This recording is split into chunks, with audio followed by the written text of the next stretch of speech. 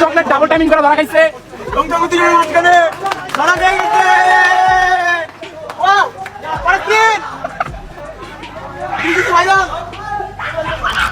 তার আগে আমি সবাইকে ক্লিয়ার করি, হ্যাঁ গাইস আমি রিলেশনে আছি, বাট রায়হানের সাথে না। 5-23 সবসময় বলছে না 12-5-23, 12-5-23 এই ডেটেও আমার সাথে রিলেশনে গেছে। যেই মেয়ে নাকি সারাক্ষণ চিল্লাইতো আমি সিঙ্গেল বলে, সেই মেয়ে নাকি ধরা খাইছে ডাবল টাইমিং করে। আপনাদের চকলেট আপুর মধ্যে কি স্বাদ আছে জানি না আমি নিজে, তবে নিশ্চিত কিছু তো অবশ্যই আছে, না হলে ডাবল টাইমিং করে ধরা খাওয়ার পরে কেউ কি আবার নেওয়ার জন্য এইভাবে টানাটানি করে? তো বাদ দিয়ে এবার পয়েন্টে যাই। মানুষকে বোকা পাইছত নাকি? শোন রায়হান যদি তোর বয়ফ্রেন্ড না হইতো, না হলে ওই জায়গায় ওই ধরনের সিম ক্রিয়েট করার সাহস কি পাইতো? এমনিতেও পাবলিক প্রথম থেকেই বুঝে তোর আর ওর মাঝে নিশ্চিত কিছু আছে, না হলে ওইখানে ওই ধরনের বিহেভ করার সুযোগ কেউ শুধুই পাইছে। এখন আর বক করার দরকার নাই, সরাসরি মেন পয়েন্টে চলে যাই।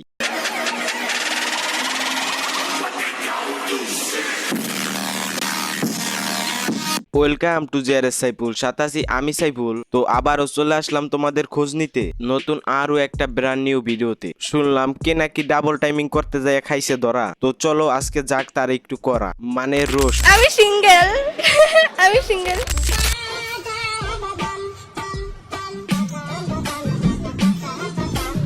একজনের টি শার্টে আরেকজনের ছবি থাকার পরে ওদের মধ্যে কোনো প্রকার রিলেশন নাই, এই কথা বলে কি করে? বুঝতে পারছি তোমাদের চকলেট আপা অনেক অভিনয় পারে, বাট এখন কোনো লাভ নাই কোনো প্রকার অভিনয় করে। মিস চকলেট মেয়েটা যে বড় হয়েছে 12 ঘাটের পানি খাইয়া, এইটা পাবলিকের অলরেডি গেছে গা বোঝা হইয়া। তুমি মিস চকলেট এখন সাজাও না কেন যত প্রকার অভিনয়, কোনো লাভ নাই, পাবলিক শুধু তোমাকে গালেই দিব এর বিনিময়। তুমি যে কত প্রকার অভিনয় জানো শোনা, এইটা পাবলিকের অলরেডি হয়ে গেছে জানা। মানে কিছু ঘটনা দেখে আজব লাগে এই দুনিয়াটারে, বুঝাই পাই না বিশ্বাস করবো কারে। মানে কত প্রকার রং দেখলাম যে মিস চকলেট নিজেরা সবসময় সিঙ্গেল দাবি করে, এখন দেখি সেই মিস চকলেটেই 12 ঘাটের পানি ব্যবহার করে। একটা সময় দেখতাম রাফি নামের একটা পোলার সাথে ভিডিওতে ঘষাঘষি করে, তারপরে আবার দেখি রাফিরে বাদ্দার রাহানের সাথে দিছে ঘষাঘষি শুরু করে। ওপেনে তো অলরেডি এই 2 ঘাটের পানি খাইছে, আর আরেক ঘাটের পানি খাইতো গোপন করে, ওইটারে নিয়ে সামনাসামনি কট খাইয়া টিকটকে ডাবল টাইমিং ট্যাগে গেছে বিখ্যাত হইয়া। আর এখনো পর্যন্ত তোমার আমার কারোই জানা নাই এই মেয়ে আরো কয় ঘাটে পানি খায়। আমাদেরও বুঝতে হইব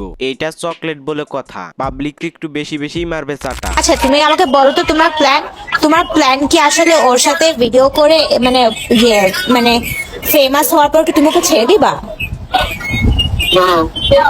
তারপর তুমি আমার কাছে আসবা? প্রমিস? Yes, ma'am.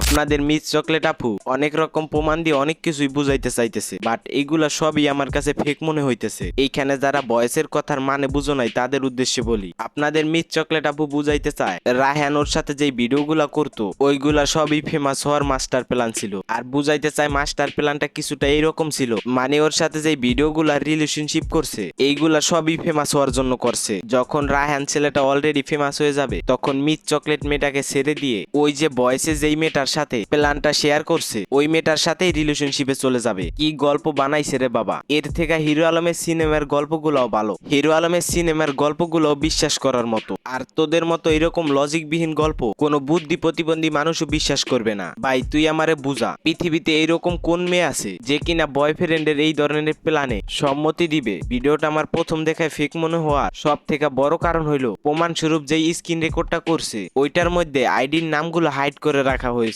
তো যাই হোক, ভিডিওটা যদি ভালো লাগে তাহলে লাইক কমেন্ট শেয়ার করে আর পরবর্তী ভিডিওর জন্য অপেক্ষা করেন। তো আল্লাহ হাফেজ, বাই বাই।